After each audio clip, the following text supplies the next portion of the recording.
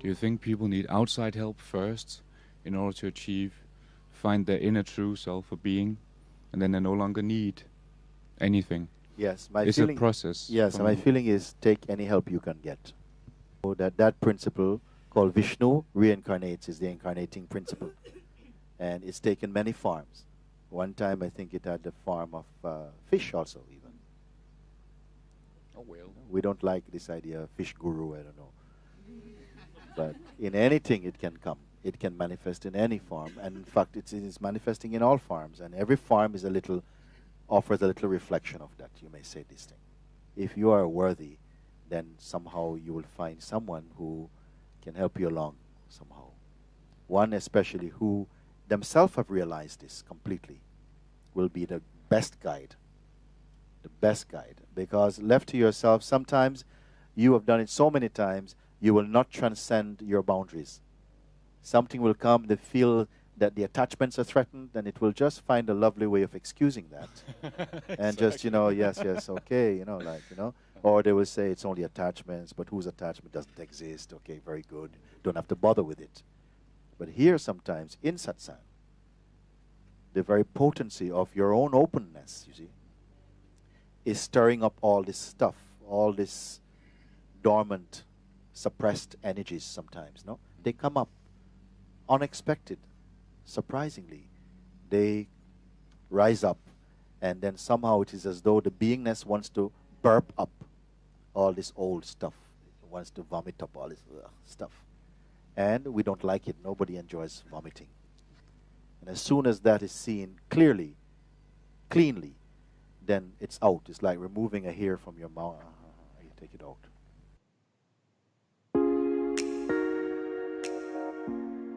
Well, I'm Paul Selig. I'm a conscious channel. I hear, I take dictation from a consciousness that comes through and delivers entire books. These workshops are experiential. You're not just passively listening.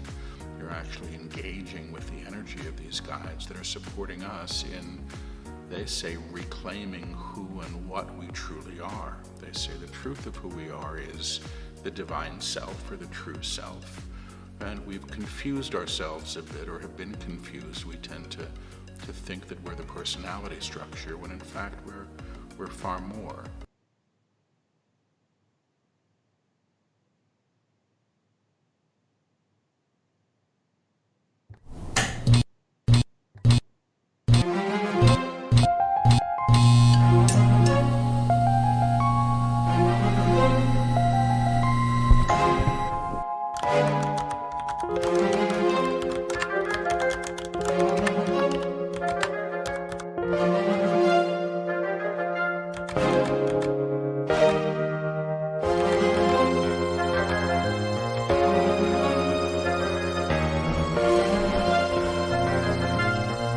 Ladiez of Lolz, now loading.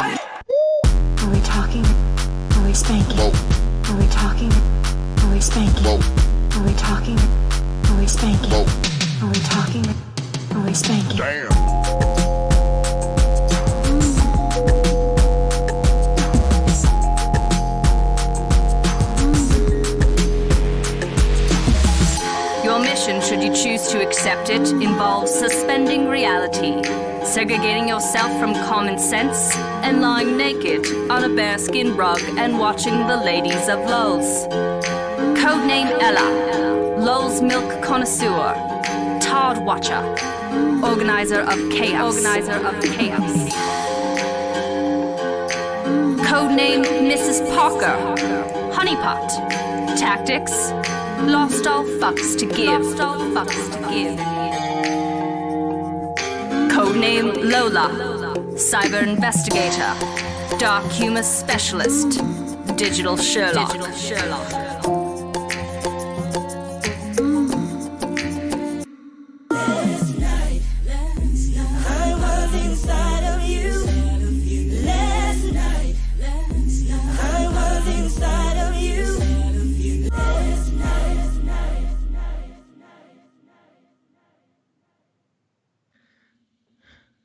So let's go ahead and address that. Monty just went ahead and doxed me, everybody, showing all my personal DMs. Cancel Monty. Cancel, dude. Dude. You boomer. Man. Ugh. We saw all of your secrets and everything, DMs and all the things were on the screen and not our faces. Yeah. You just here's what it is. We need to relax. We really do. And I think, Monty, you need to pay attention to this because we're going to address some of these problems. Everybody knows somebody who needs help. You've dealt with some issues. Maybe you've had some past trauma, right? Like you've been going through something and you're stressed out and you can't take it anymore. You can't turn off the computer, but you're still dealing with that pain. So I just want everyone to take some time with me. One, thank you all for joining us. Yay. But Monty, you need to pay attention to this. Can we go ahead and roll the brain fog so we can clear this out for you, honey? Thank you. Let's try to do this. Let's try. Brain fog.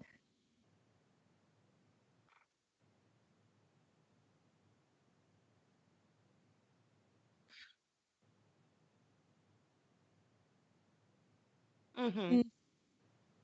Mm-hmm. Mm-hmm. This is why we need Zoe. That's why we need Zoe. Mm-hmm.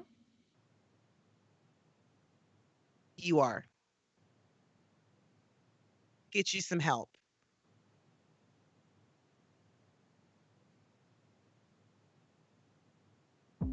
Hi, I'm Dr. Mike Dow, author of The Brain Fog Fix. So many adult Americans are walking around in a state of perpetual brain fog. The things that you are doing every single day are either setting you up for brain fog or preventing it. Here are a few simple tips that you can do today. 12-minute meditations. Why 12 minutes?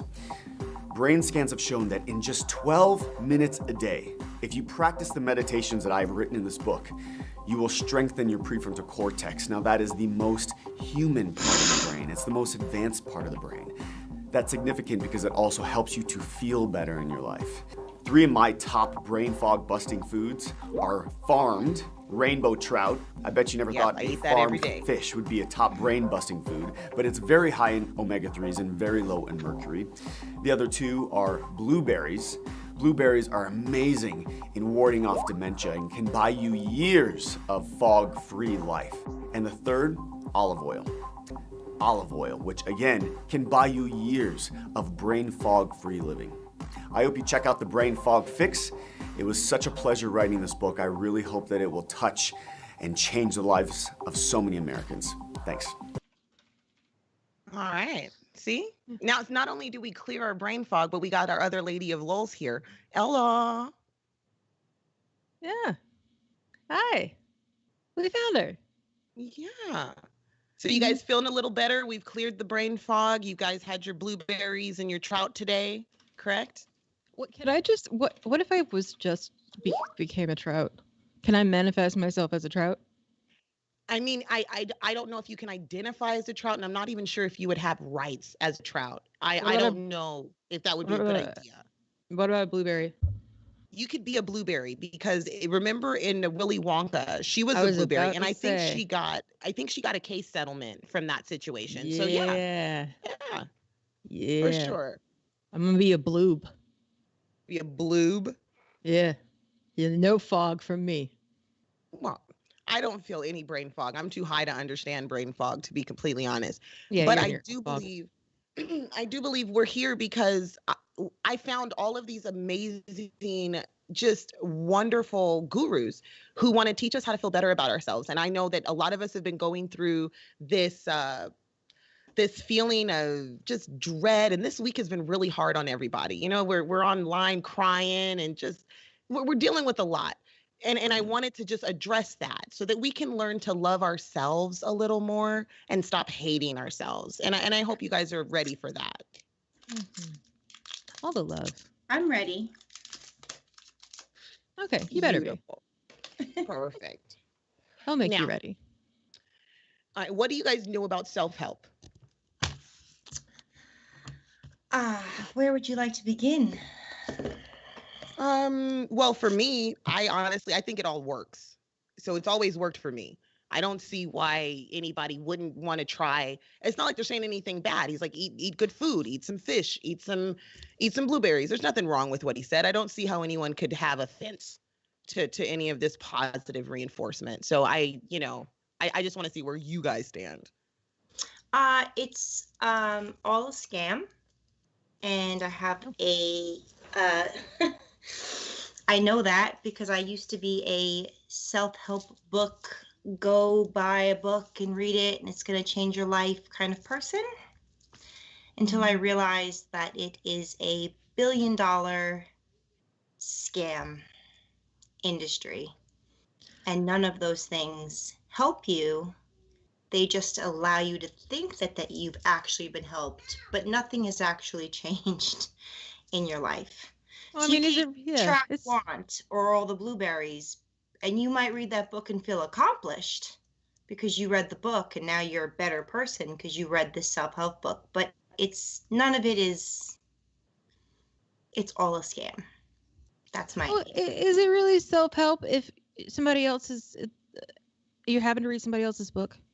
Shouldn't you read your own book? But no, they're helping you to understand yourself. I don't think you guys are getting it.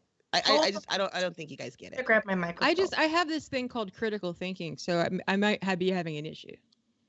I think you might need to just breathe a little bit. You sound a little tense, and I have another guru. So go Okay. ahead and watch this one. Okay. Check this one out. Okay. So Gotta breathe. Yeah. Do the exercise, Lola. You can do this. That's okay. Everybody in the chat, just breathe. Yeah. Do summon whatever she's summoning or something. We're gonna get all of our inner chi together. Everybody just breathe. You see how that works? Isn't that beautiful? Don't you feel better? Horns in the chat if you're feeling better already, you guys. This is I feel amazing. You're telling me this is a scam? No. That lady has an old printer. Vintage. When you live in a wonderful space, you don't need to upgrade. Yeah. You're just happy where you are. See? Oh. Yeah. She scares me a little bit.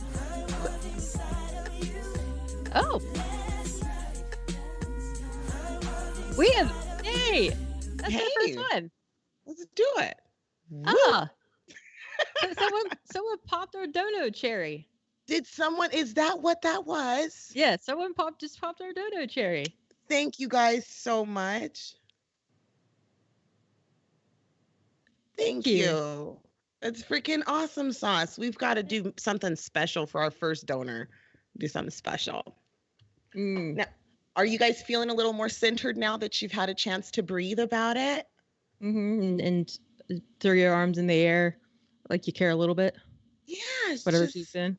So what's wrong with exercise? How can you possibly say breathing is somehow a scam? Well, I mean, I already know how to breathe. But you don't know how to breathe like that.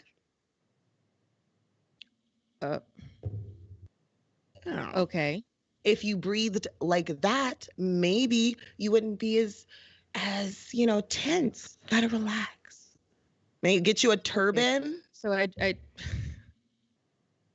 you just got to get little different hats, and Yeah. you'll just feel real good about it yourself, Just, it was actually my grandma that was actually she's like, if you wake up, you're having a bad day, you just, get yourself in the mirror, put on a little lipstick.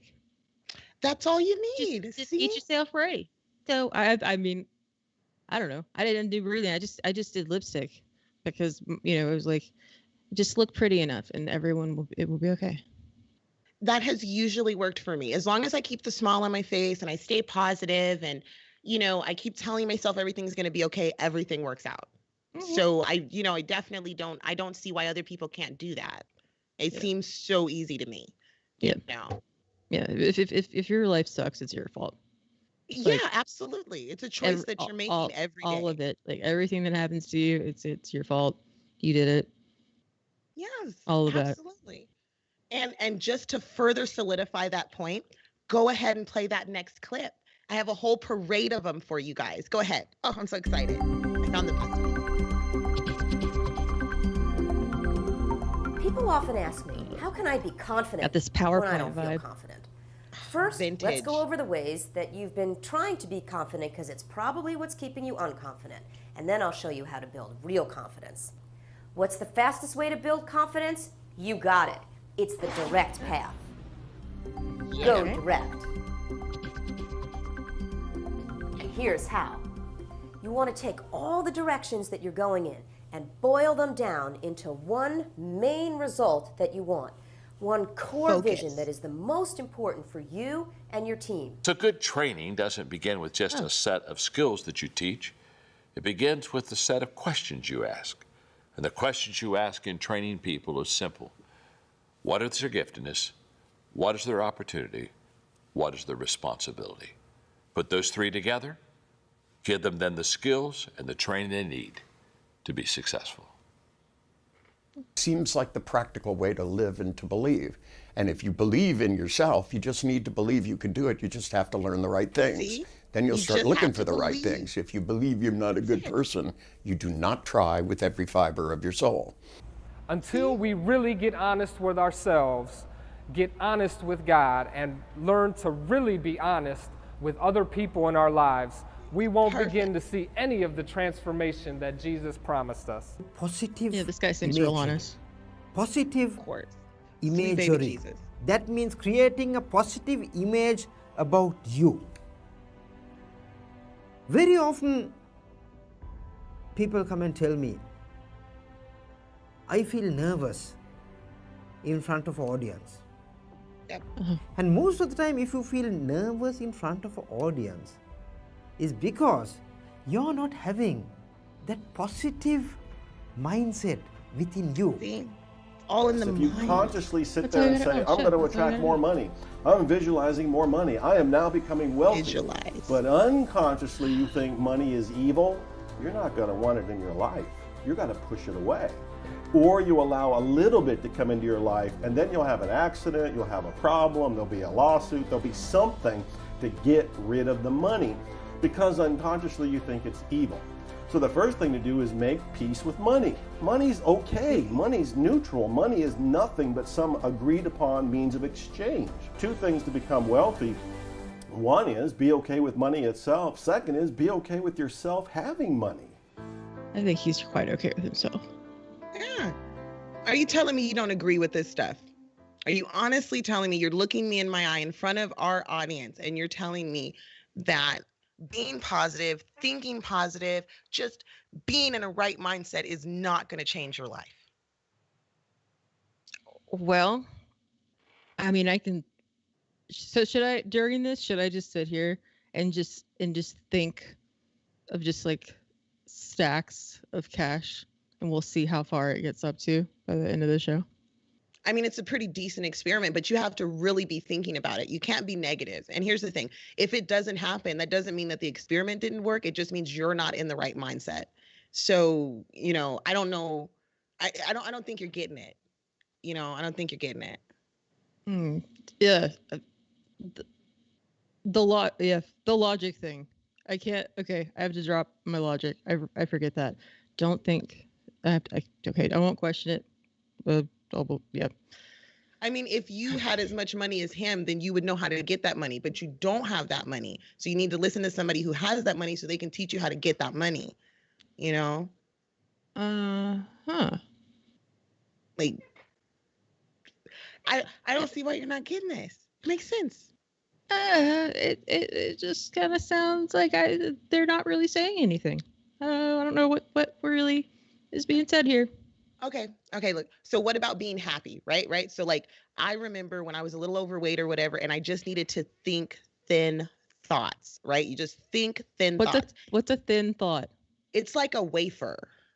You think wafer thoughts, like thin, crisp thoughts. Rice cake.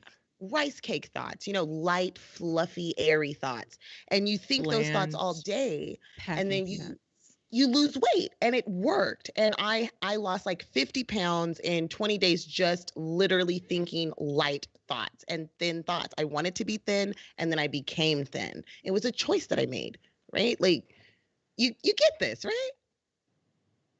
Do I eat the salmon and the blueberries with that? You can have like half a blueberry. Okay, that's reasonable. That's reasonable. You can have half a blueberry, but I'm going to let you know about my dieting secret. So go ahead and check this one out. Okay. Okay. Wake up. It's a new day. It's a new week. And if you choose it, it's a new life. You get to decide right now who you want to be. You get to choose in this moment how you want to show up in the world. Believe that you're worth it.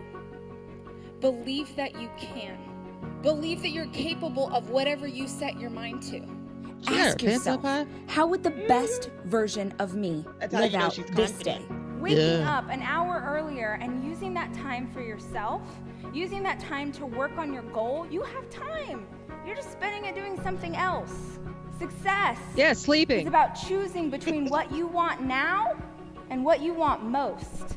Imagine it in detail. See yourself eating the way the best version of you would, staying hydrated. If you are not taking care of your physical body, there is a 0% chance that you're going to become the version of yourself you want to be. You've got to stop procrastinating. You've got to embrace right now, and you've got to fire yourself up to propel yourself to the future. You need to own what you do. You need to own what you do. All right. For those of you who don't know who that lovely young lady is, that's Rachel Hollis. She's amazing. Sure.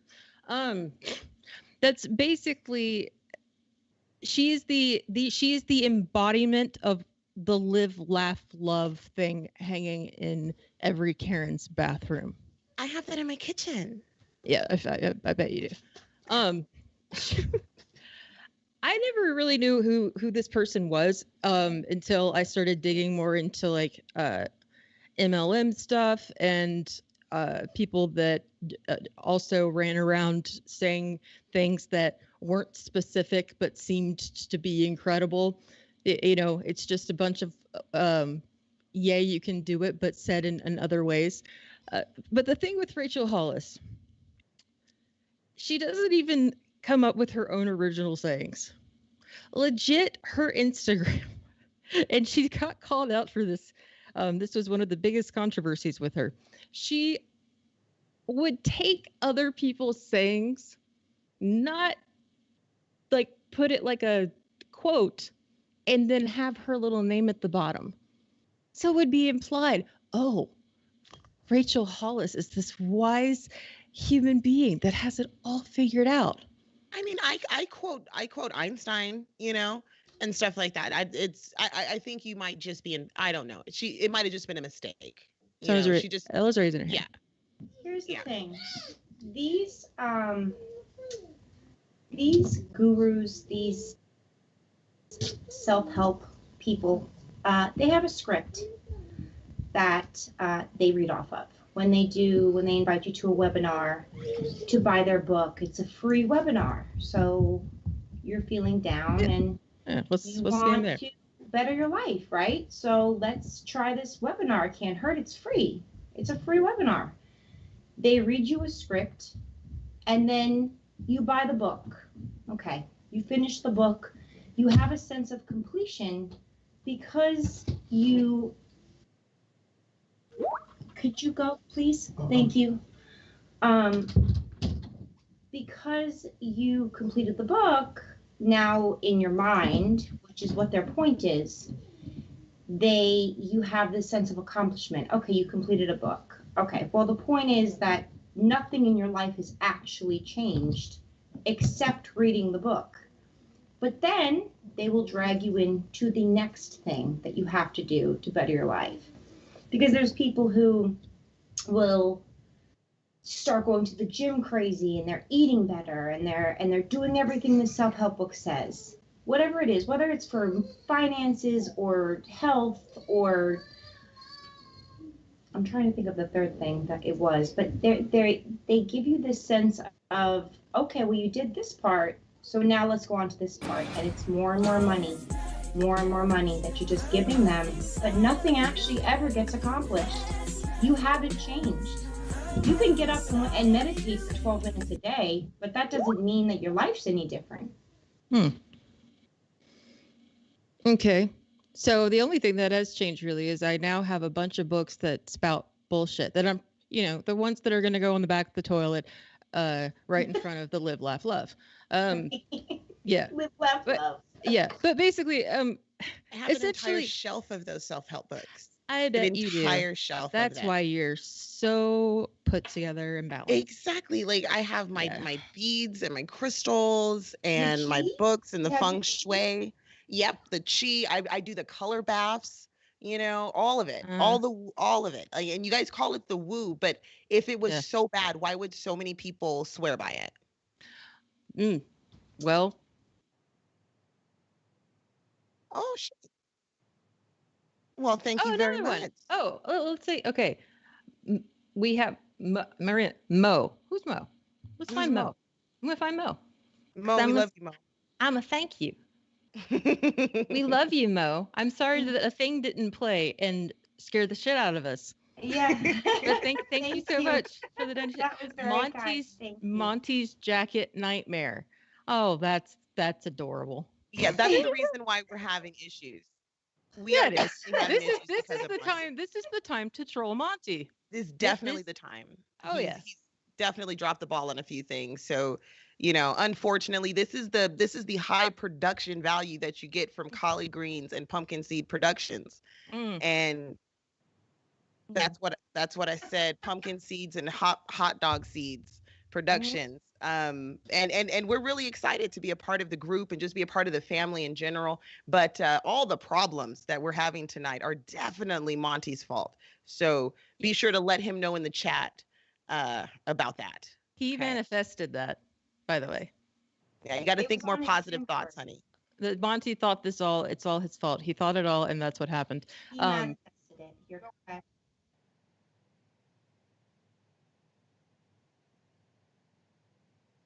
I'm on the side of I'm on the side of the truth. I feel like you have a lot of toxic behavior right now, Monty. You're just being toxic, and I'm gonna need you to just go ahead and play that next video, sweetie, because you need help. We're gonna get you the help tonight. We are gonna work you out. Don't worry. Go ahead, play that next video. Pay attention, because you may have to drink your urine after this and yes, cure all your problems. What? Perfect. What? Aged. Who the fuck? Start bathing in it. Y'all nasty. What? Yeah. There's a woman there. Well, it's we're getting there. We're getting there. It's called uropathy. You know what? Actually, let's get there urine now. Okay. Therapy. Urine therapy. So, Monty, you've got your pee ready? Are you sure? Okay, perfect. I need you to go ahead and pour a glass of pee and play. Oh, you're gonna get it on tap? Drink Oh, That great! Piss Thanks. video for us. Let's go ahead and get that one. We're gonna drink that piss. Come on, Monty. We're gonna drink that piss. Come on, yeah. Mrs. Parker, we need our shot glass. I'm ready. I've got mine. I've got a nice. Yeah, I'm ready. I've got mine as well. Here. There we go. Hey, what's going on? I'm going to drink through the nose again here. Just had a very good first part of my workout today. I drank through the nose again, about this much or so. The forearm, I did a foot soak, not quite as long, but it made a big difference. So all that working together has helped once again. I'm going to drink through the nose again. That's all I was able to pee out at the moment. This is about less than a couple ounces or so, 50 milliliters. But what I'm going to do is add some aged urine to it. And this is one of the best stuff right there. jars that I have. What is on the bottom? That's the aged urine. I add That's like the slower, I add brine. more, and so it keeps it going around The indefinitely. brine of the urine. That's where all the a lot good of this has vitamins. been around since December. he running a for, brewery? you know, a good part of this. Well, so that's it's where you pretty keep all old the for the good most vitamins part. in your urine. You know, they settle at the It's, bottom. 8 or 9 months at least or so. I'm going to add There you go. Yeah. Yeah, a little water. this much, which is actually Mix it up. could be quite a bit. Yeah, a little more though. You guys take notes. Because this is good. You see how fit he is. Because what I'm going to This is do, good for you. because even that fresh stuff could kind of seem a little strong I going got through the tits a nasal little bit. passages.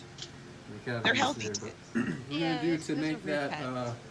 make it all work a lot better, just add some water. Distilled water. Oh And yeah. I'm going to do that whole Like a thing right cocktail. there. That'll make this a cocktail. lot easier. And that's some clean distilled water.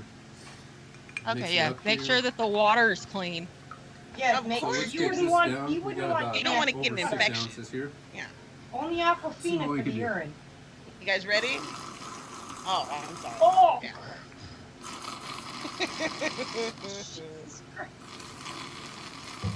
I'm not okay. I'm not okay.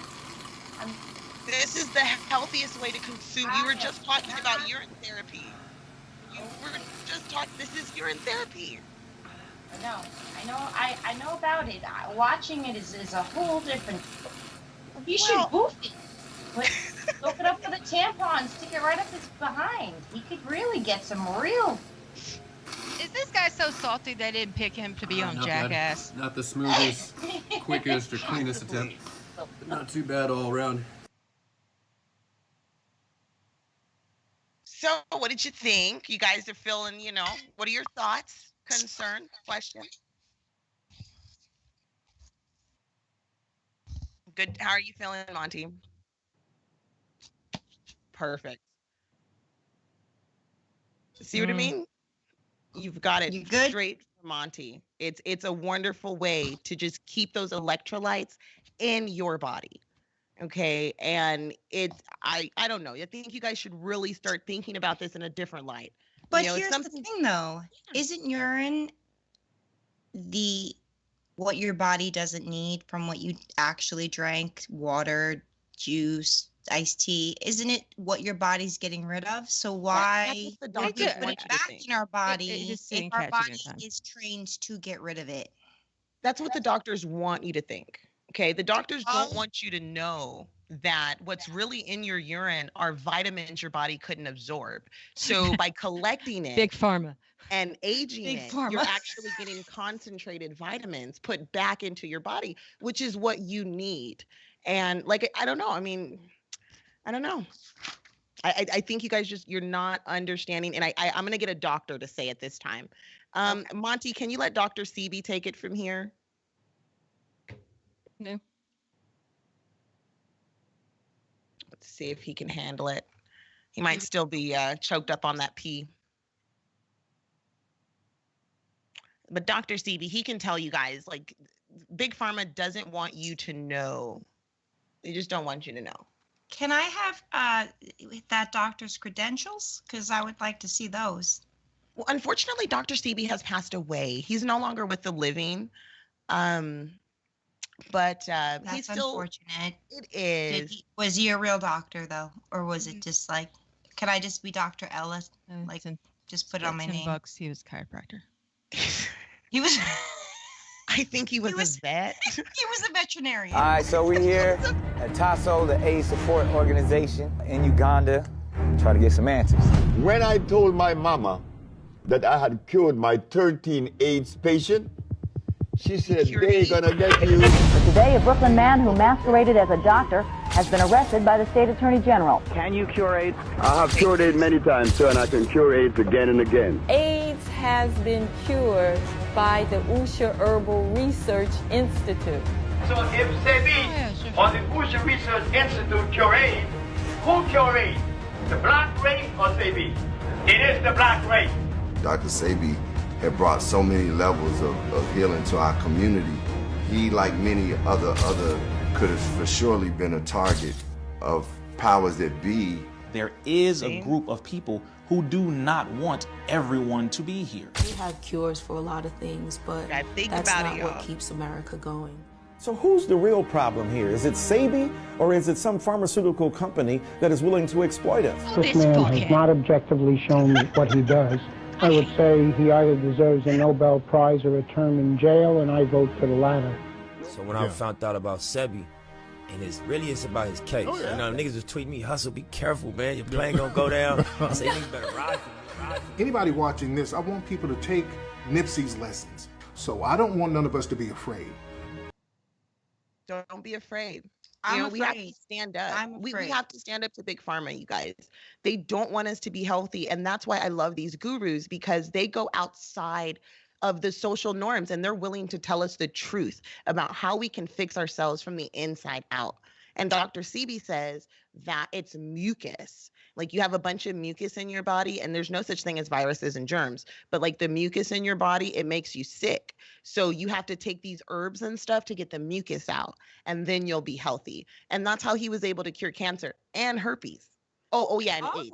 Herpes too. Herpes and AIDS, yeah. And Well, I think that Dr. Sebi preys on the vulnerable, young, weak, sick people who want a better life, and made up a whole bunch of bullshit and made money off of those vulnerable, sick, desperate people who wanted help and believed that this would do the trick.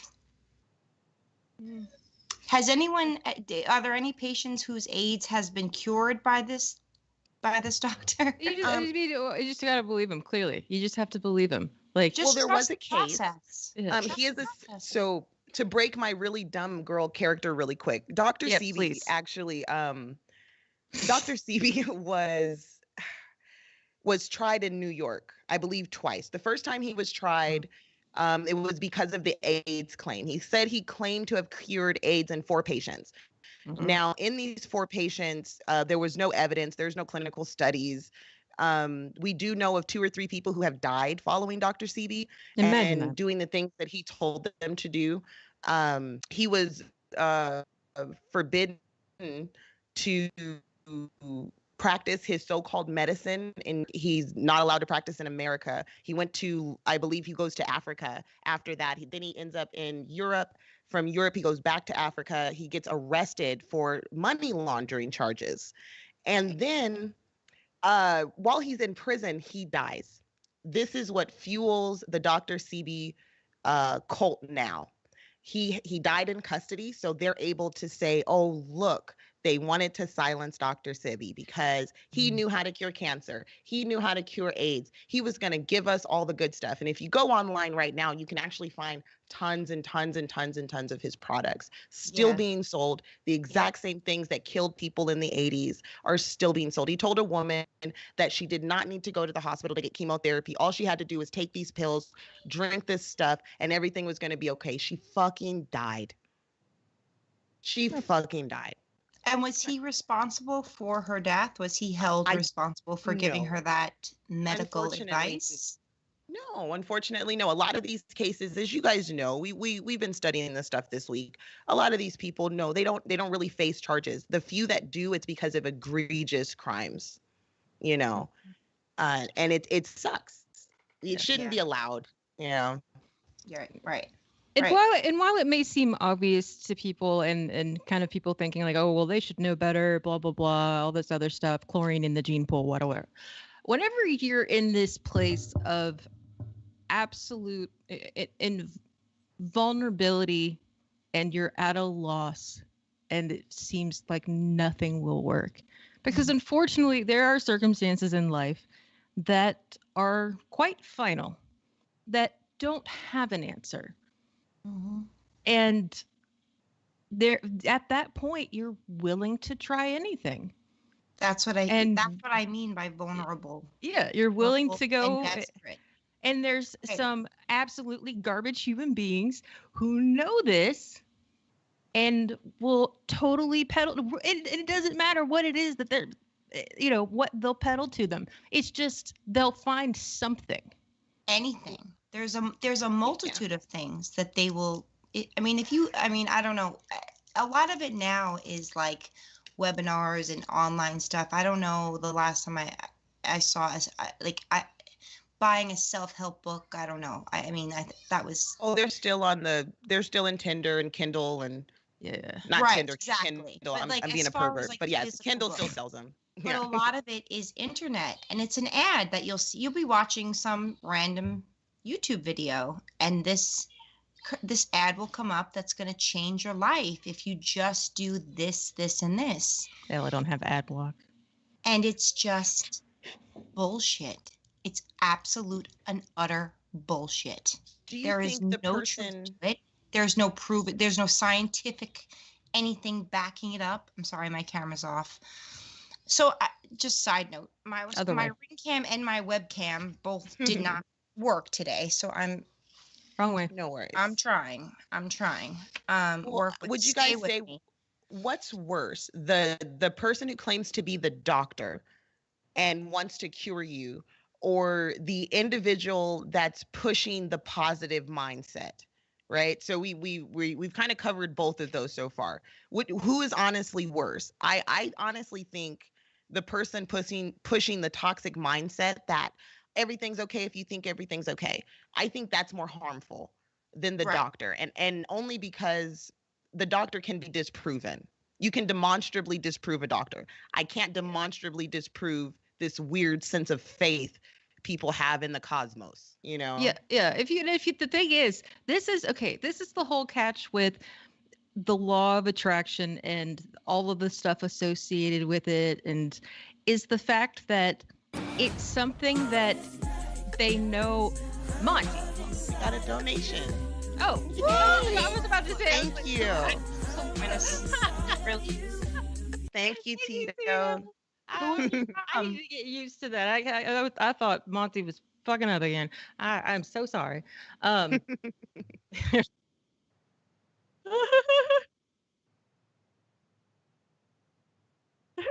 You need to stop hating on people. Look at man, it's thirsty as hell. Go take another sip of pee, Monty. Yeah, go snort your pee.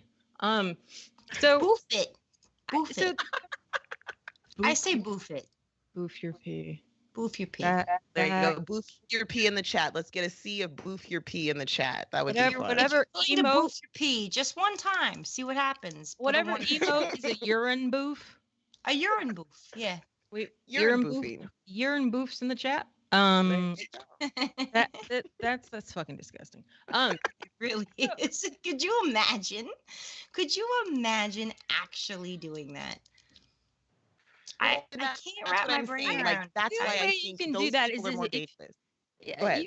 You could. The only way you'd be doing that is if you boofed something before that made you think boofing pee was a good idea. Right. Yeah. Like what gets you to that level? Like there's levels to boofing, right? There's boofing levels. That's some Florida man shenanigans. Like that's gonna make the news. No, Dries, not you. Don't do it. Well, you know he has been doing the coffee enemas, so he might be in that. You know, it's a slippery slope.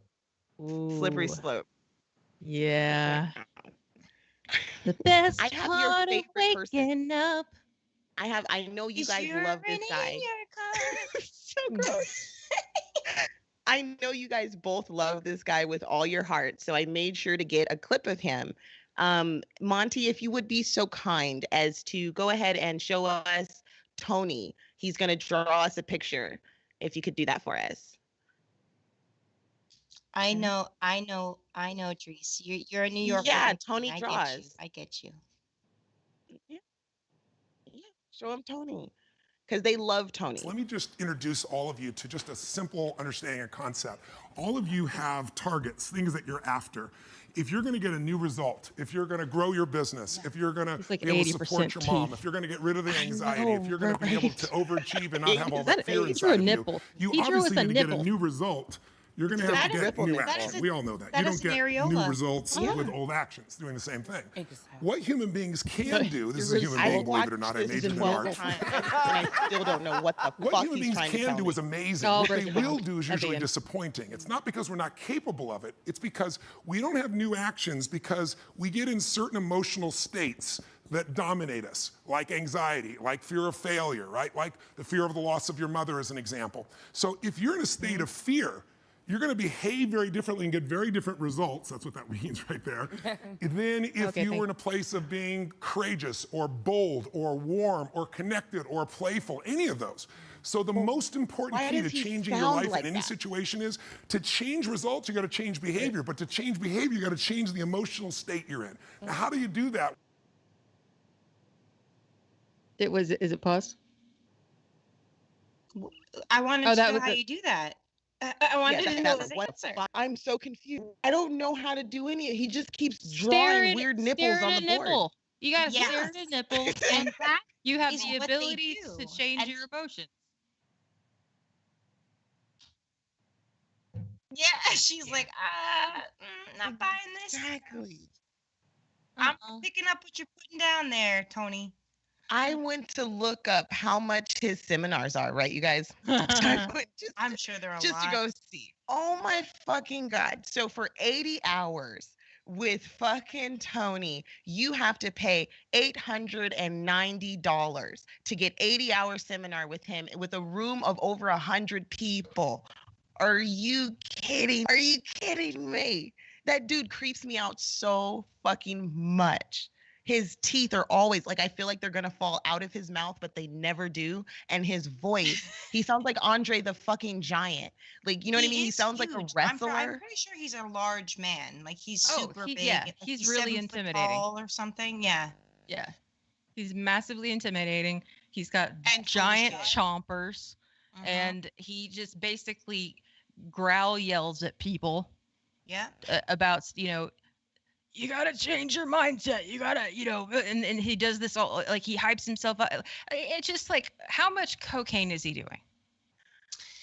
Do you know, Mrs. Parker, the answer to how long, since you know how much it costs to be in one of his seminars? Do you know how long the seminars are? By any chance? 80 hours. 80 Usually it's like a weekend. Those kinds of things, the seminars, which foreshadowing, I might know a little bit about how those work.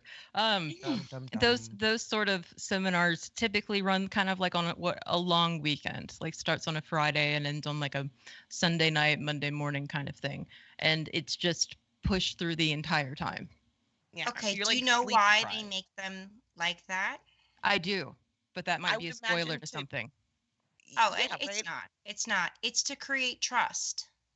It's to create trust with that individual who's telling you. It's to build a trust.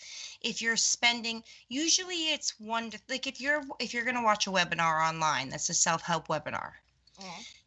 It's usually and they will keep it between 1 to 3 hours. The reason it's that long is because they are building your trust to believe what they're saying, because they keep repeating in different ways the same shit, the same thing, and it changes. It literally will rewire your mentality as far as what he's saying sounds great. If I do this, I'll have what he has. I'll have as financial stability. I'll have my health. I'll have whatever I need.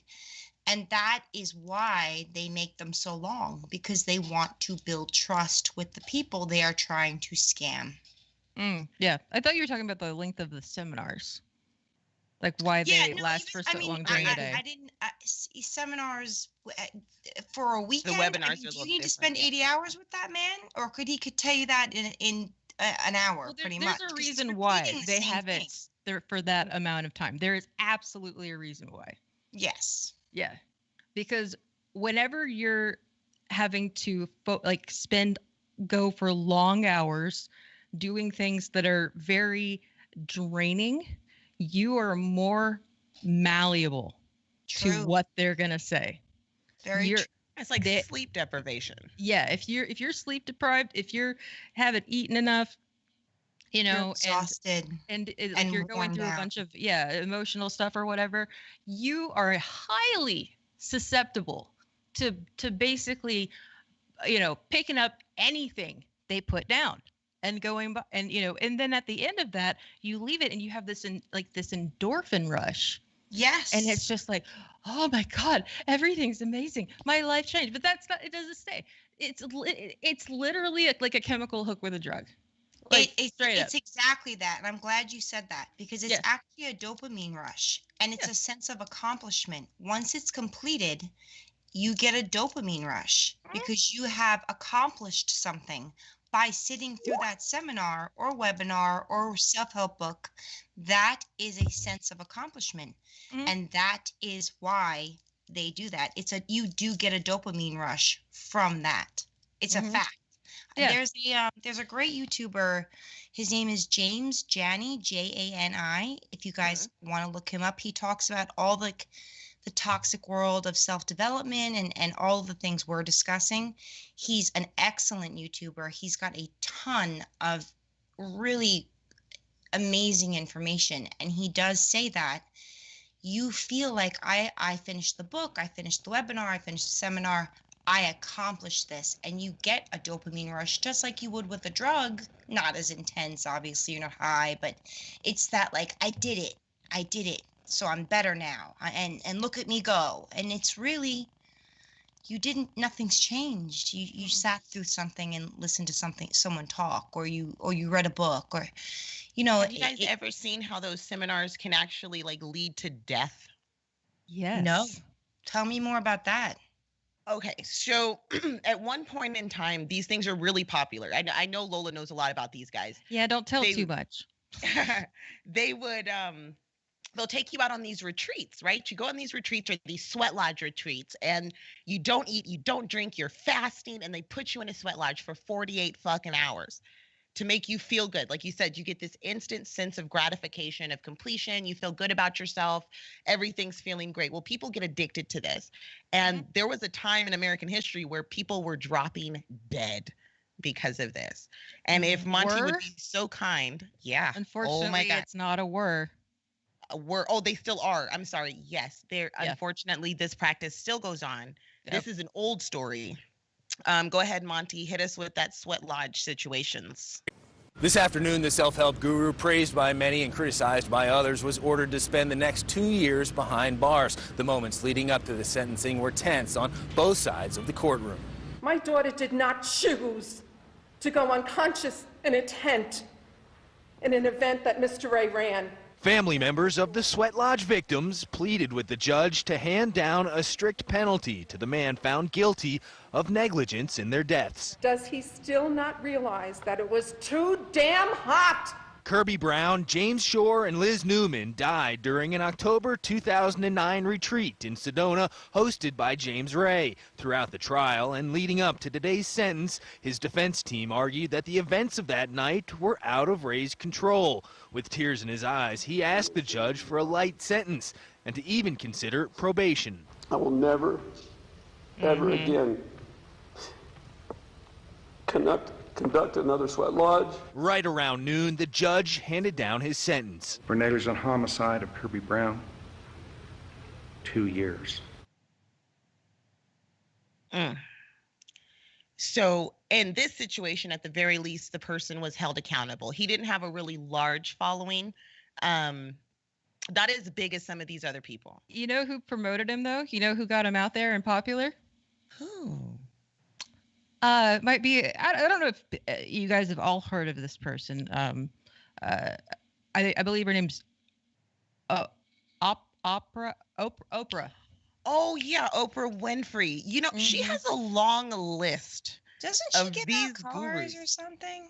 Yeah, she's giving out cars, all sorts of fun stuff. It's really interesting how Oprah has been attached to so many fake doctors and gurus. And I don't want to besmirch the individual that she is, because she has accomplished so much. She's an amazing person. I love her show. I love pretty much everything about her. But there is something that scares me. As I was doing this research and I'm finding all of these gurus, so many of them are attached to her. Either she's promoting their book in her monthly book read, or she's having them on her show, or she's interviewing them. And at what point should she be responsible for promoting such dangerous thought patterns. I mean, I don't know. Am I wrong here, or am I shitting hold on that Oprah? thought for 1 second. I just want to respond to Burnt Toast because I just read something that she said in the chat. She said, because you played the Sweat Lodge clip. I'm sorry that I just want to apologize that I look this shitty in this situation. This will change in a week. Anyway, Burnt Toast just made a point that her culture, which she's referring to the Sweat Lodge situation, is being used in an inappropriate, the wrong way. And just like that clip played, those 3 people died. Burnt Toast is saying that's part of my culture. That's something that is part of her. And that is being used in the wrong way to make these people money. And she's right. Absolutely. She's 1,000% valid in saying that. I saw it. I didn't want to skip over it. So I wanted to point out, I completely agree with her. She's absolutely right. Yeah. It's a valid point because it's always some weird white guy with beads in his hair. Right. Or he's telling you he's 15% Cherokee and he's got a connection to the spirits. You know, OG Mini Moons over here is telling you to jump in the Sweat Lodge and drink this peyote, and he knows nothing about what he's talking about. So it's a cultural appropriation, possibly of the worst kind.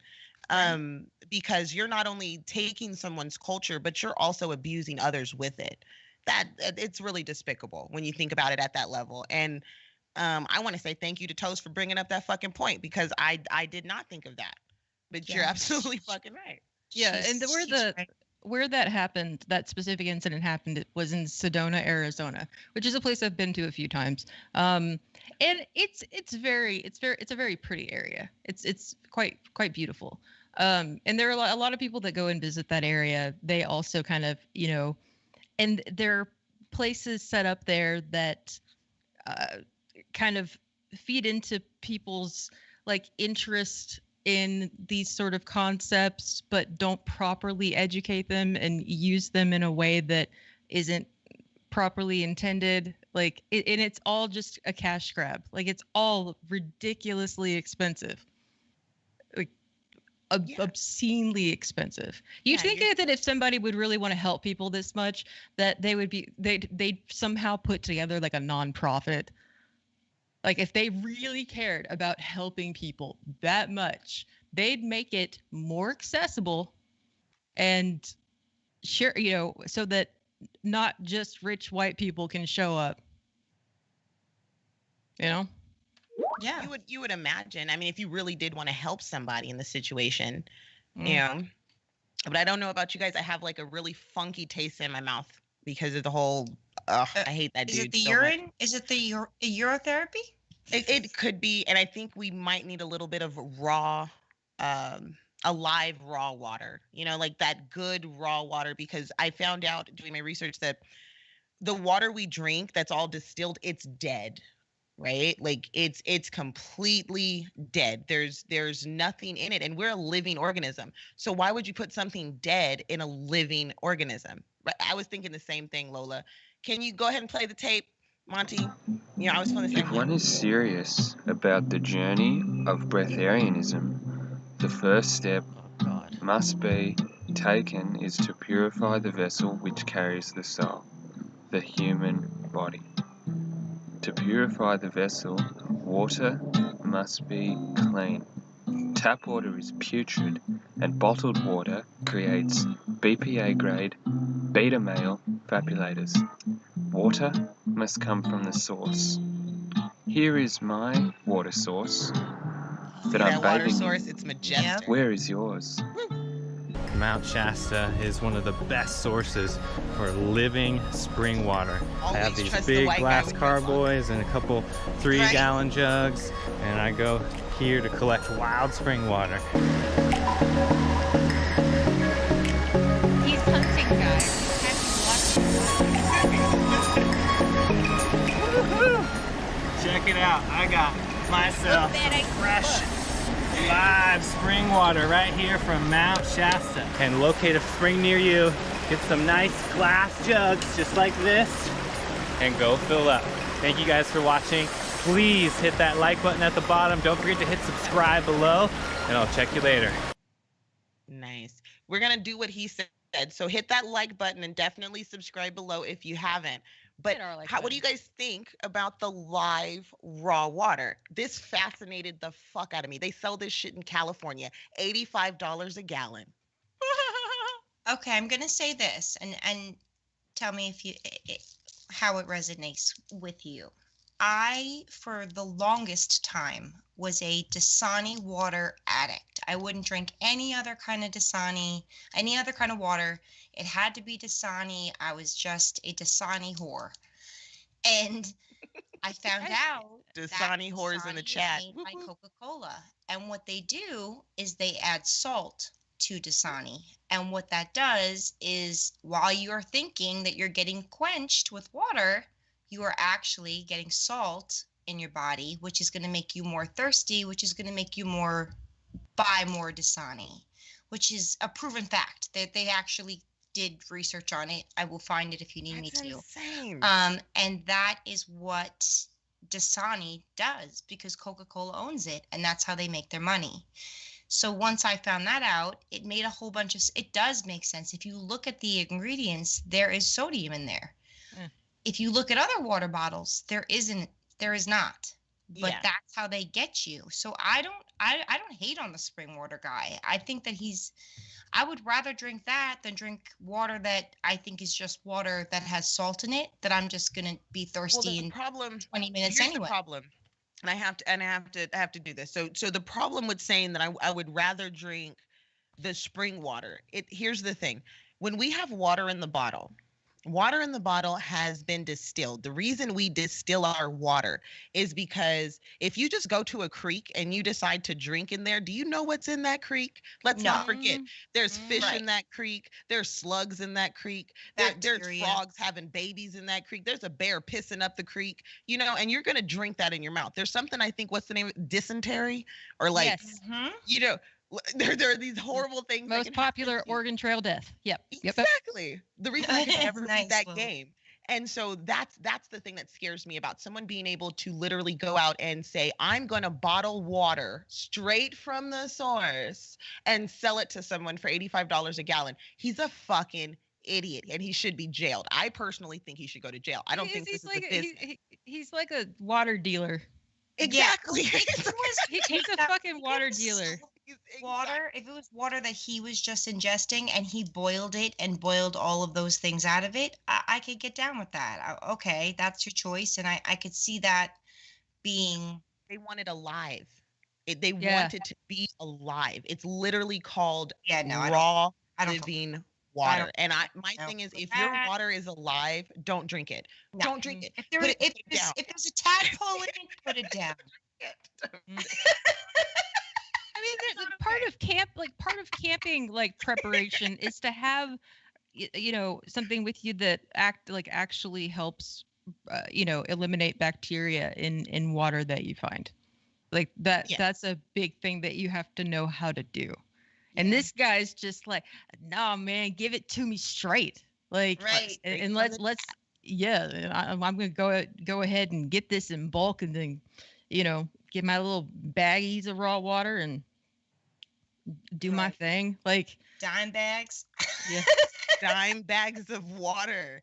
Mm-hmm. Yes. That needs to be a thing.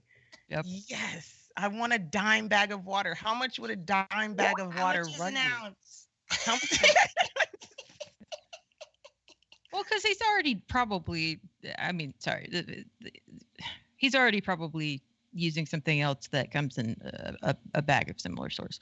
You said he was in California. Hey! Don't give stoners a bad name. I'm not. Hey. It's first the him peddling stuff bit. Right. It's not the stoner bit. Oh, okay. I'm sorry. I'm being insecure. I'm gonna do some more drugs. But while I do some more drugs, I want you guys to see this too. So this is something that's just been all on my mind. Go ahead, Monty, play that one up. I'm active all day long and I don't eat food. You can't tell me that people need all of the things that they think they need. They've been told all of this stuff, and we believe all of this stuff, and it's because we believe all of this stuff why we keep getting fatter and sicker.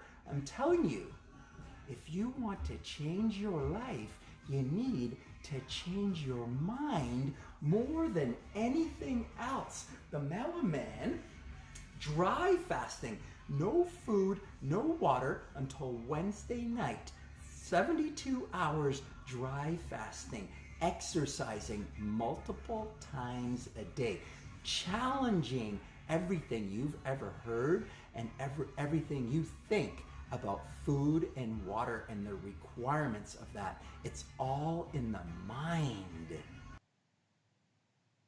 Yeah. And that is rewiring your mentality to believe that that is what. So let me ask, if I could ask that man a question. If you're going to exercise for 72 hours and what did he say? Dry fasting. Dry fasting. Just no not drinking, no drinking, no food. What about dehydration in there, or what's going on? He's a breatharian. So this man, he's a guru. He's a breatharian guru. And I'm not sure if you're familiar with breatharians, ladies. Mm-hmm. Yeah. Okay, so they live off the prana of the universe, the energy, and they're kind of like filter feeders. So what he's telling you is that you don't need food. Your body does not need food. Okay, that's a common misconception, and you could live a long, healthy life without ever eating or drinking anything ever. The more you decide to put dead things in your body, the quicker you're going to die. And that's the theory that these idiots decide to run with. There's tons of them, tons and tons and tons of them. Do you want to see another one? Sure. Oh, God. I'm just going to take a sip of my urine. Hold on. Go ahead. Check out our DBZ sun god. Check him out. Breatharian exercises.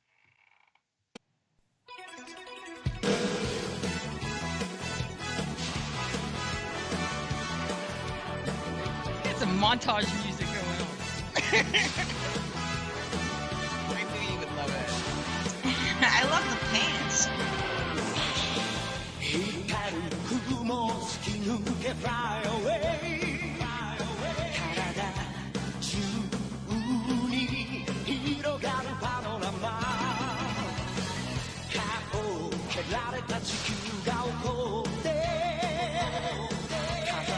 He's feeding right now. That's what you guys don't understand. This is how he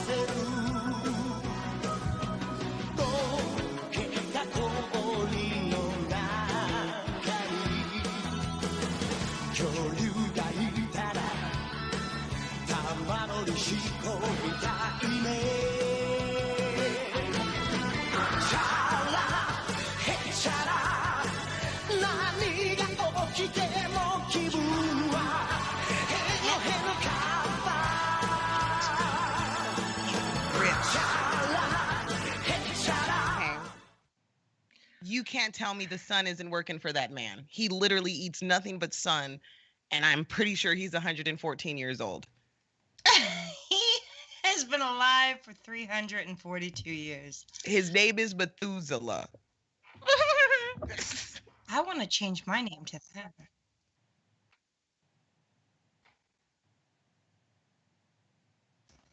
Are you projecting? Well, it was a compliment, really, because we were just saying his ways have kept him alive for way past the normal human lifetime. I have a feeling Monty just wants to be a part of this show. If you guys send us $5 and a Monty Rodica, let's go ahead and give Monty the attention he fucking wants. How about that, Monty? Well, I'll read it. All right. Oh. Oh God. Oh shit. Yes. Ooh, can Ella do it in one of her sexy voices? Ooh, Lola has great voices too. Yeah. Yeah, not all of them are sexy though. You have a good one though.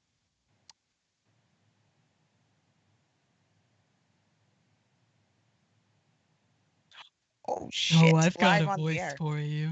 Talking about sexy. You guys ever steam your vaginas? No. I beg your pardon? Is that a real thing? Oh, okay. Monty, can you show the girls how to steam their vaginas? I want to learn. Or like a steam clam? Thank you, babe.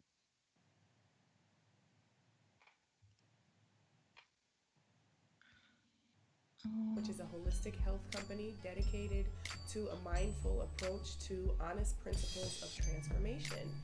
I specialize in yoni steaming. I have been steaming myself for about 5 years now. So yoni steaming is an amazing way to care for our entire bodies, honey pot. especially our wombs, which are our divine creative center. It's the place My where divine we creative center. create life. And it's also the Bitch place making where tea. we create ideas. Yeah, for your and pussy. we bring our gifts to fruition. Oh, I have to steam my And vagina with can help tea? with a number of physical. Oh, I didn't know that was part of the deal. challenges such I'm not as down with that. fibroids, infertilities, irregular periods, endometriosis, and it's also Here's an everything. amazing emotional release. We tend to hold a lot of pent-up emotions, pain, unforgiveness, and resentment in our womb space. There's different formulas of V-steaming where you can choose from, like for your night sweats. There's a formula that can help with the night sweats, with the hot flashes. My bad. There's a lot of different steams, and when you come down and make an appointment, or do a consultation for a steam, we'll go over the different steams that you can choose from. $3,000 after. Or that I will choose for you after you do your form or whatever. And then the purpose of a heat steam, which is kind of like the same thing with a V steam, where for men it's really for prostate health, or men that deals with ED, erectile dysfunction. It helps circulate the blood flow for men, and it helps with your prostate. Well, men prostate health. So both men and women can benefit from V-steaming. So steaming involves sitting in an open seat over a pot of herbs. And I have different blends designed for different things. Sit there and you open up your labia and you let all the herbs get up there to clear out all the bad emotion. To the pot, and the herbs really assist and help to pull down stagnant cellular growth from our uterine lining. Yeah. See, you learn something new every day. And guys, you can do this too. If your dick is itchy, Gary, I know you're listening. Next time you're feeling a little itchy. Is G-Man in the chat? Yeah, he's here. He's listening. He needs a good steam, He and just he'll be needs a good. good steam. That's it. He's got to steam it out. A weekly steam. A weekly steam. Just make yourself a cup of tea and just hover. Hold it right underneath there. Just hover.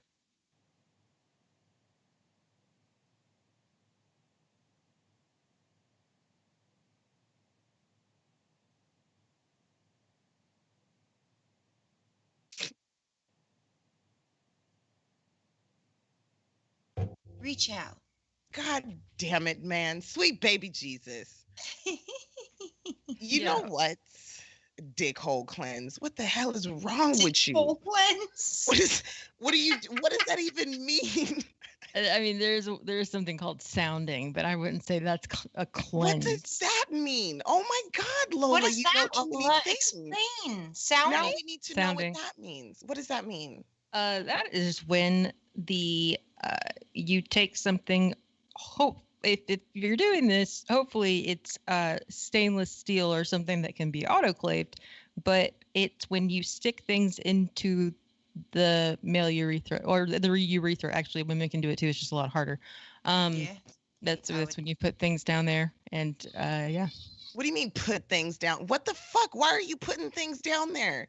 Why would you put things down there? Apparently, why would you make pussy tea? I don't know. That makes more sense than penis hole cleaning. I tried. It's pussy tea from now on. It is pussy tea from now on.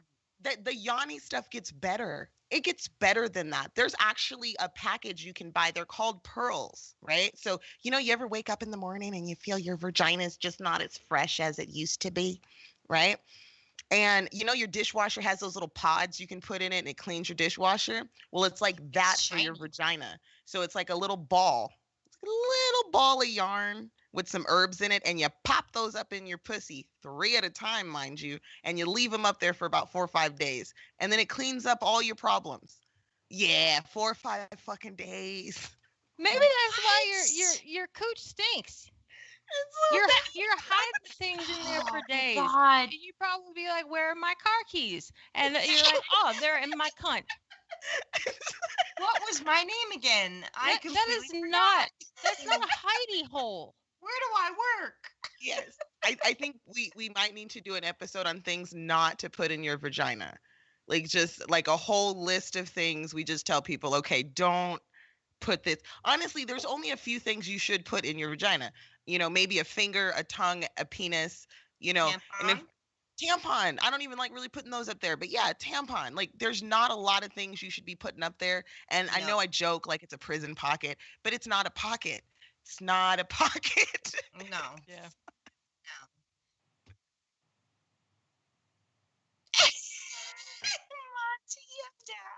Well, first of all, you don't have a vagina. Can you just play the next goddamn clip? Okay, do NXIVM. Let's talk about NXIVM. I can't deal with you. Yeah, let's talk about NXIVM. Right. This fucker. You want to talk about NXIVM? We've Not steamed the our heart vaginas. medication. And we're Not our vaginication. Not our pussy tea. Keep our pussy tea out of it.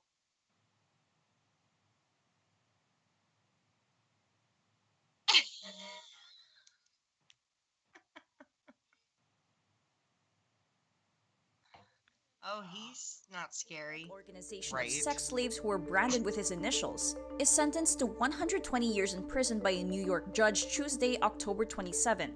Yeah. The sentence comes after he was found guilty of coercing women into having sex with him as the charismatic leader of NXIVM, a life coaching group that attracted rich and famous devotees. The slaves were made to have sex with Raniere, hand over personal information, and compromising photos. Some of the women were branded like cattle as other members held them down. Raniere was convicted in June 2019 on all 7 charges against him, including racketeering, sex trafficking, extortion, criminal conspiracy, and the sexual exploitation of a 15-year-old girl. NXIVM proved a huge draw with its promise of self-improvement courses after Raniere founded the organization in New York State in 1998. 5 other people were charged in the case and all of them pleaded guilty. German-born American actress Allison Mack, known for her role in Smallville, admitted to 2 counts of racketeering in April 2019. Claire Bronfman, heiress of the Canadian drinks empire Seagram, was sentenced last month after also pleading guilty. Okay, so ladies, it's a hard segue right into something fucking insane. I know you're familiar with this case. I know we're all pretty much we've heard about it. Yeah, I've heard about it, but I didn't hear the thing that clicked with me with that. I knew about him and that he was doing this. The fact that it says he took their personal information. Oh, it gets worse than that. Use. So I'm gonna do this to you. You're gonna be my sex slave, and if you go to the cops with this, I have all your personal information. And I'm sure he threatened them. If you're sleeping with a 15-year-old girl, you're a predator and you're a sick fuck. But he's a major predator. Personal information, just like if you were to get attacked or robbed and that person takes your license and says, if you go to the cops or say my name or show my face, I have your address and I'm going to come right back and kill you. It's the same mentality, the same tactics. That's a sick motherfucker right there. This is what's alarming. And also I'll be able to define or clarify a word that people don't use correctly. Okay. That guy that's a groomer. Yes. That's someone who groomed. Okay. Thank you. Grooming doesn't just apply to young children. Grooming applies to it's basically a, long-term sort of conditioning to earn a person's trust, to break them down. It's sort of like a weird mini indoctrinating thing. It lasts for quite some time. Like you kind of get this person to trust you. You know, hope that they become malleable, and you get them to not question what you're doing, so that they kind of just go through with it. That's grooming. Yes. Agreed. So, And yeah, you know, the reason I threw them in here was because literally this feeds into the whole self-help thing.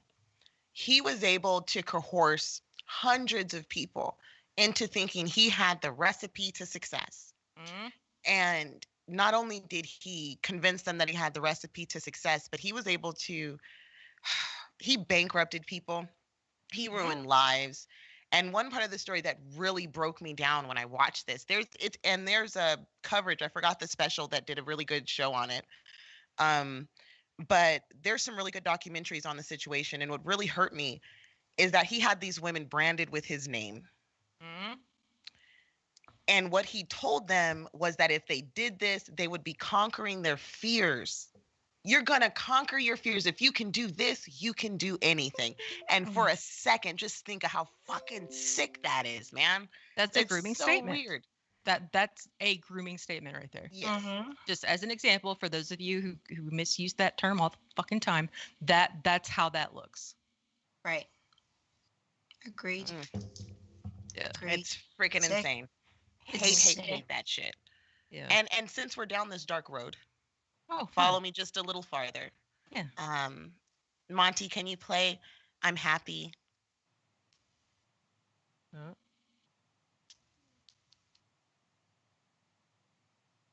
Yeah, we're gonna play I'm Happy.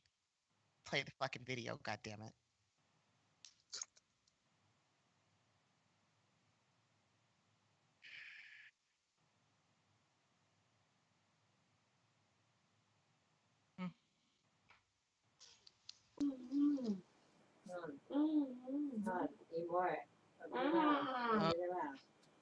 The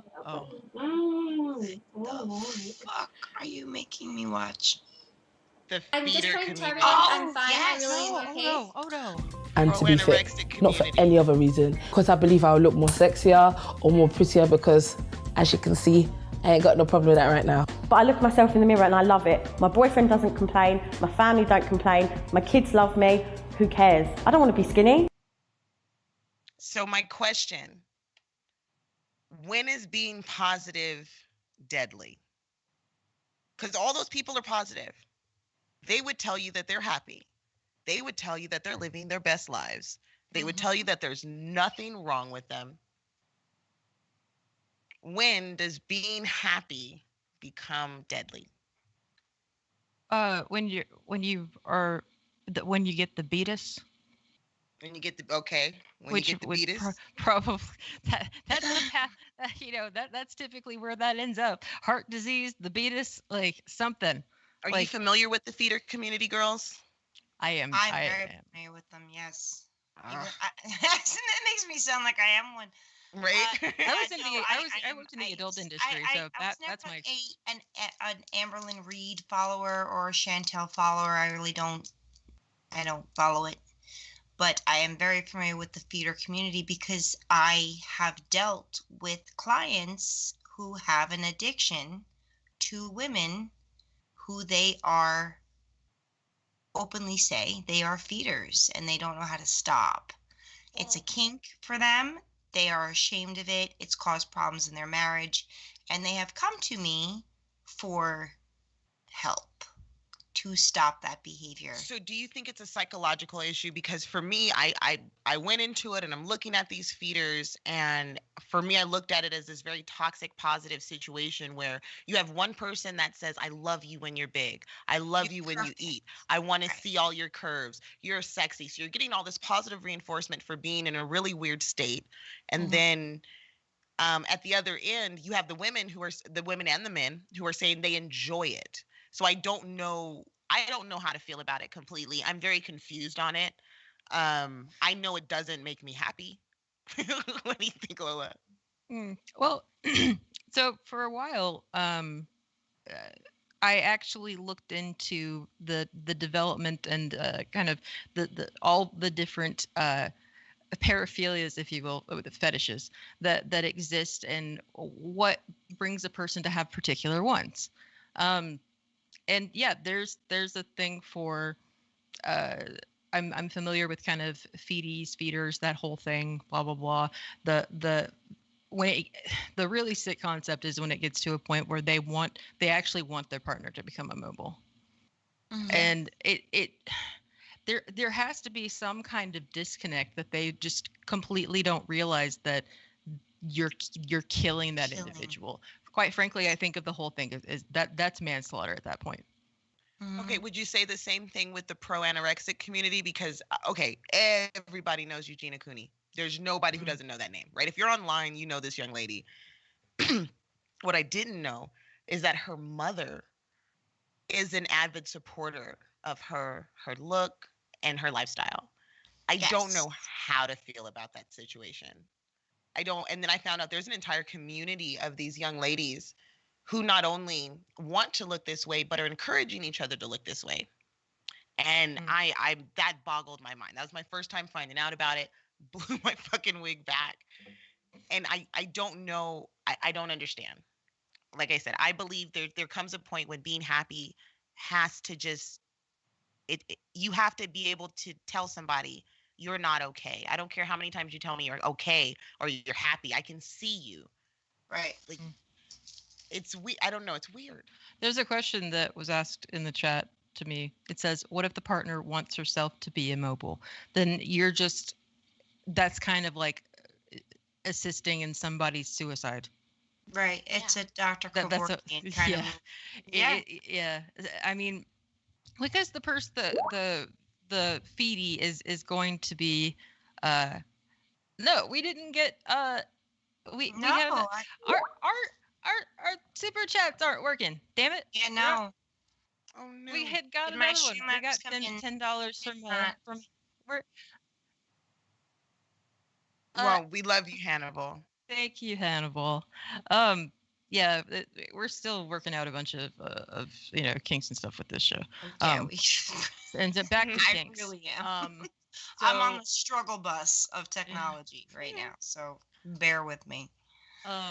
But yeah, there's with it. It's so there's so much that's just so unhealthy about it, and communities that are circled around this.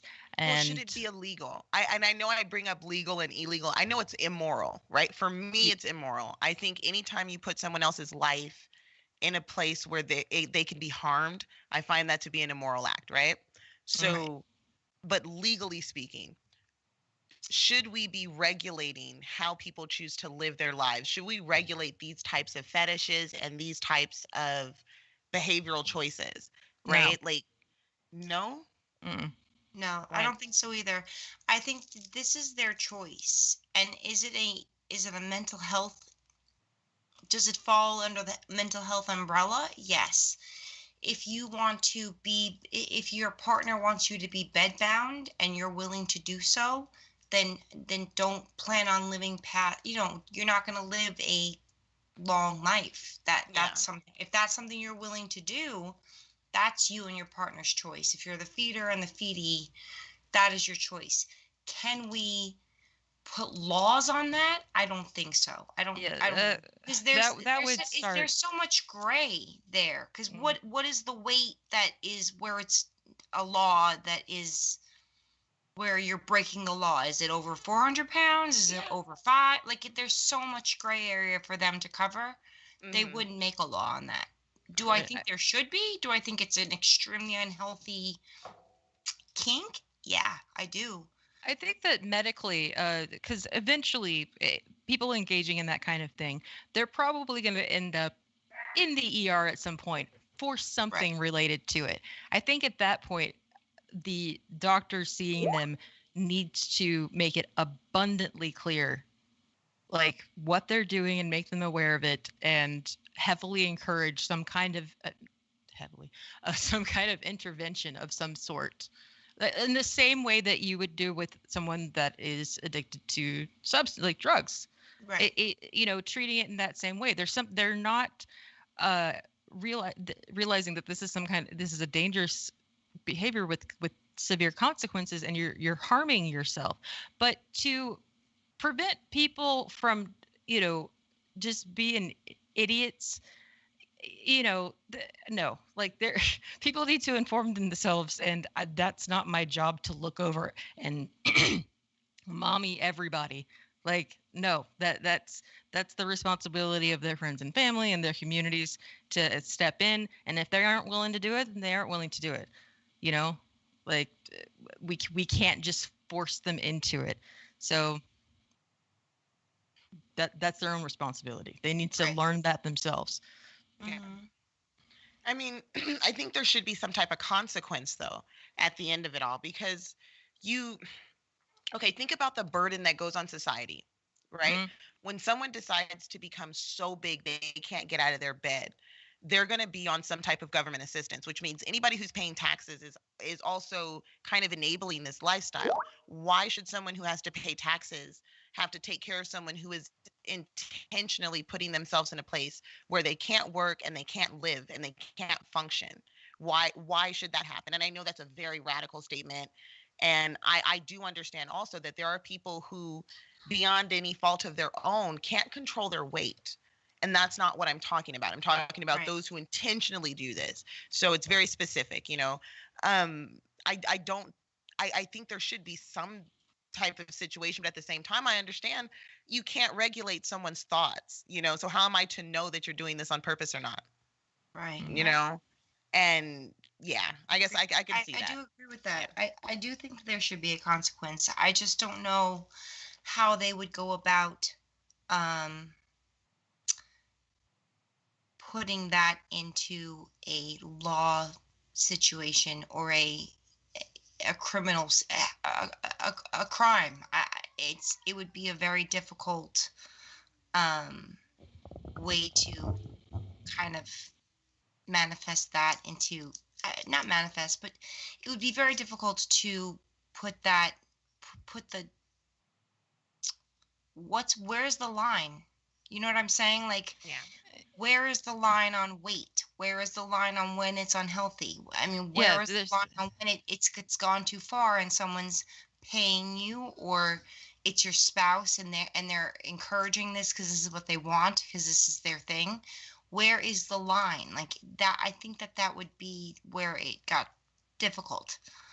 Mm-hmm. But I do agree with you 1000%, Mrs. Parker, that yes, there should be a consequence, because you are putting someone's health at risk and you're encouraging it. Yeah. And these, these people don't, someone who's 600 pounds, and I'm not going to, the two people that I'm not going to even bring up because I can't even stand hearing their names anymore. Nothing against them. I'm just tired of hearing about it. No, you're absolutely right. There's an entire group of people that not only sit here online and get themselves to the place where they can't move around, but they also get mad at people that comment on them. Like this weird, sick cycle of this obsession of watching someone literally destroy their lives. Like I've seen it, and don't get me wrong, I am also watching. But I also ask myself the question, am I contributing to this person's weird behavior? And when they completely decide to when they decide to implode on it, am I of any consequence? It's a very odd question that I ask myself. Well, I feel like in a way, maybe, because if I'm watching you eat yourself to fucking death, and you are doing it for the views, and I am one of those viewers, then I am giving you the positive reinforcement you want to continue doing the thing that's fucking killing you. Right. Right? So there was a guy online way back in the day. He smoked cigarettes like a fucking chimney. Smoked. It was like 10 years he did this. And he died. He literally smoked every single day and posted it, him doing weird smoking exercises. Oh, and he died of cancer. It was really creepy. He never talked. Right? He never talked, but people continue to give him the views. Were we responsible for what happened to him? in any way. There was a girl in Japan who was online and only wanted attention. And she kept singing to people, the young girl, they made a song about her. And I think a lot of people will remember she ended up killing herself. She jumps off the roof of a building because she wanted views and attention. She wanted to be famous. Are we responsible for giving these people the attention they want when we know clearly they are not capable of making good decisions with their own person? And I ask myself this question. I don't know if that's a logical question to ask myself. I don't know if I'm giving myself undue guilt, but I do entertain the thought, and I would wonder where you guys think. Well, what you think? That's not your that's that's not your responsibility. I think at most the thing that we should feel something of an obligation to do is at least bring it to the attention of the site that they're on and say this person's currently engaging in dangerous behavior and it's on your website, so that's more of your problem than mine.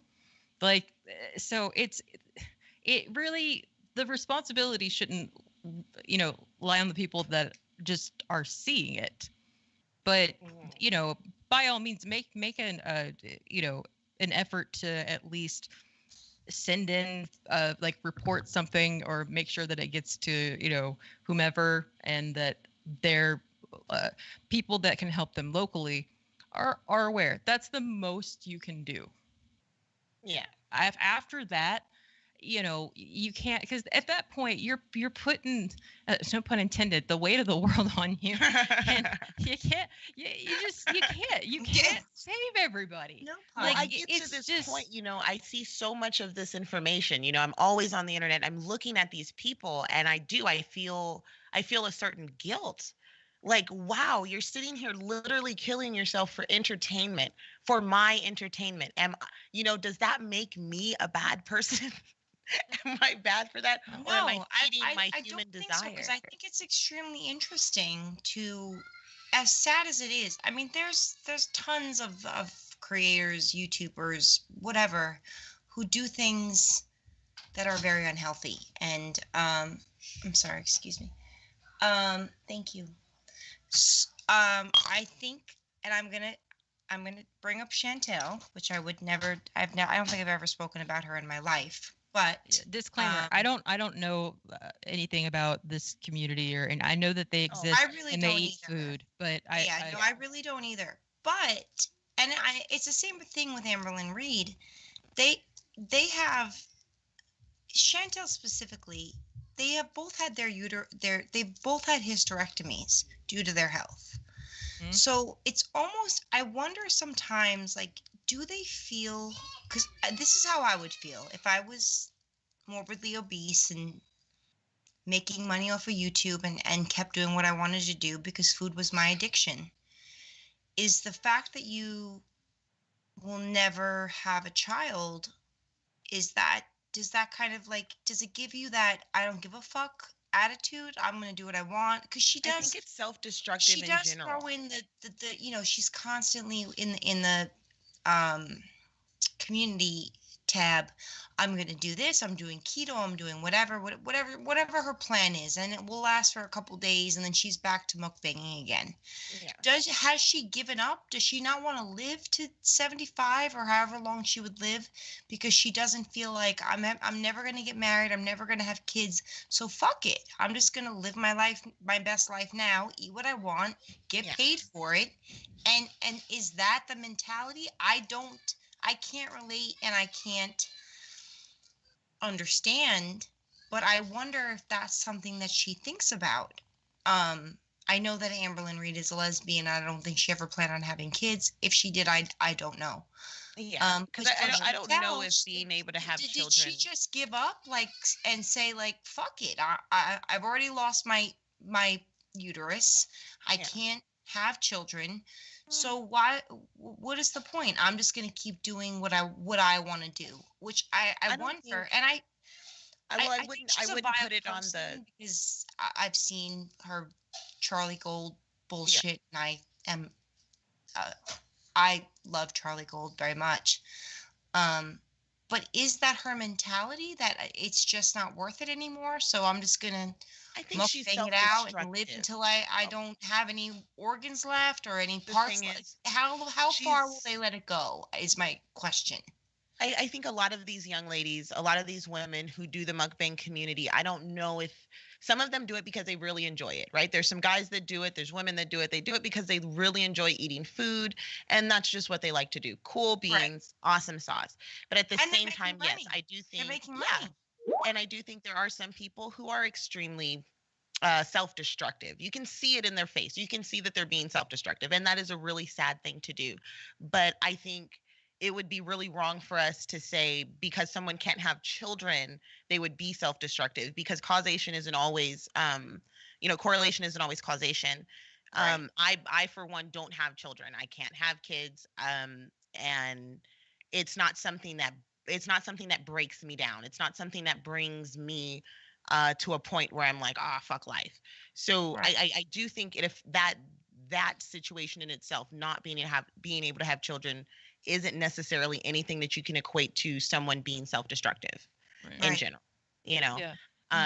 but that's just something I would want to just point out on it, No, I agree with that. I do agree with that. I just wonder where her, and it's hard to tell with her, and I hate even bringing her up because I don't think I've ever spoken about her, but I just wonder where does she see herself in 10 years? Alive? Happy, married, maybe adopt a child? Like, does she see that, or is she just like, this is where I'm at and I'm just gonna go for it?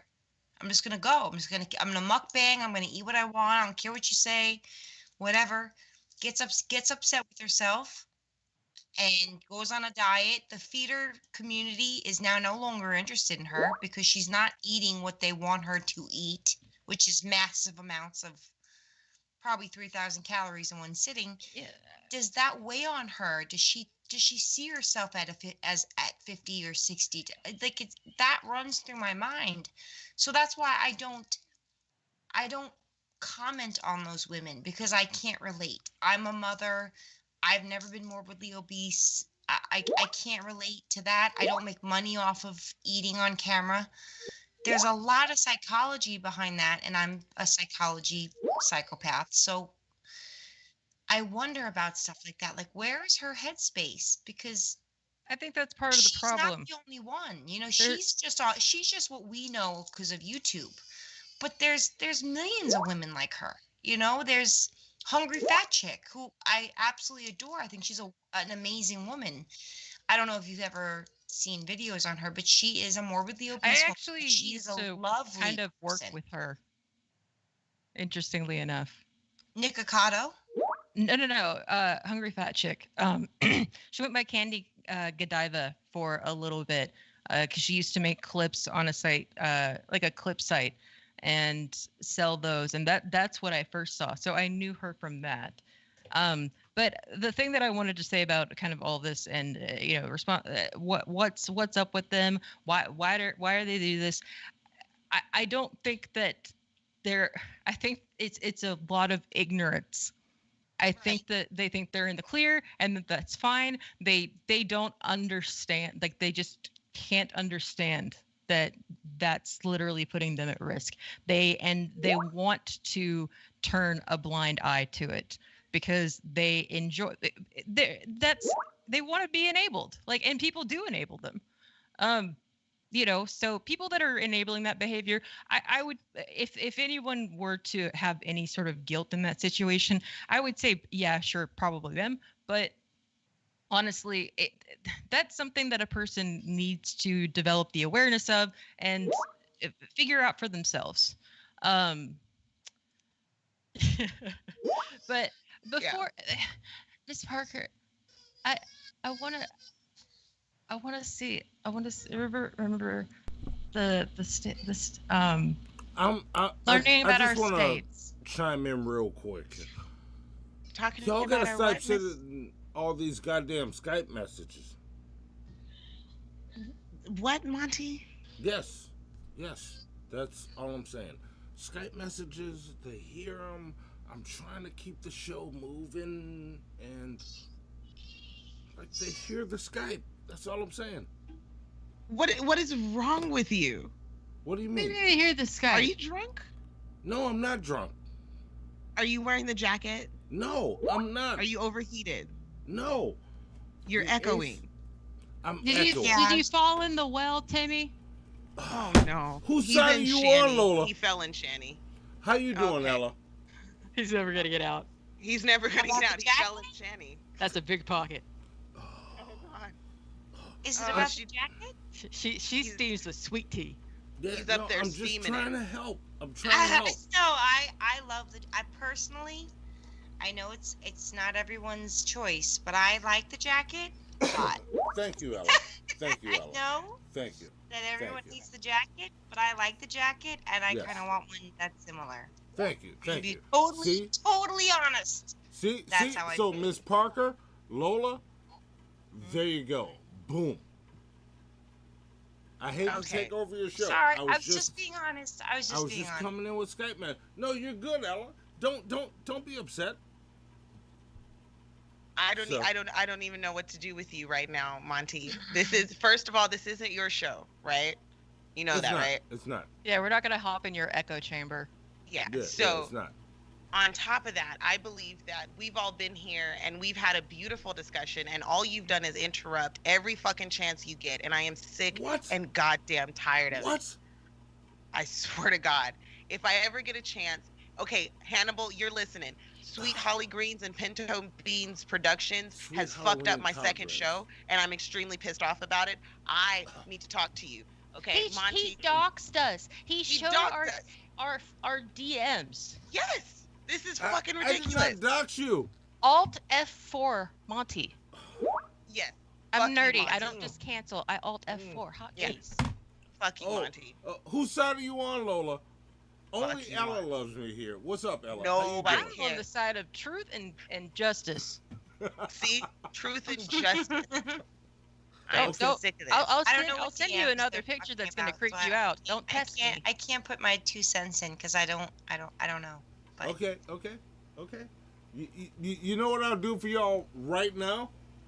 Uh-huh. Smooth Monty style. Here you go. I'm out of my jacket right now. Miss Parker, I'm not wearing that jacket, but this is for you. We do not train to be merciful here. Enemy deserve no mercy. The villain does get fucked with no Vaseline. Sweet Halloween and collard greens.